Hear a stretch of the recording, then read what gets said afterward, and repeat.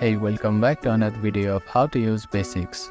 In this video, we are going to learn how to delete address of a contact in Unstoppable Crypto Wallet.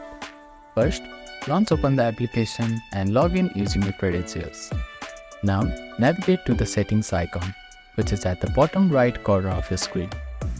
After that, go to the Contacts tab. Here, you will see the contact name. Click on the name of the contact you want to delete the address of. As you can see that there are two addresses for contact Harry. Now select the address you want to delete. And you can see delete address button. Click on it and confirm it once again. Now click on the save button, which is at the top right corner of your screen.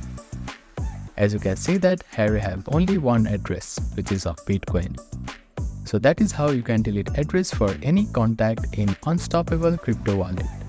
Thank you for watching this video. Please do not forget to like, share and subscribe to our channel and comment down if you have any queries.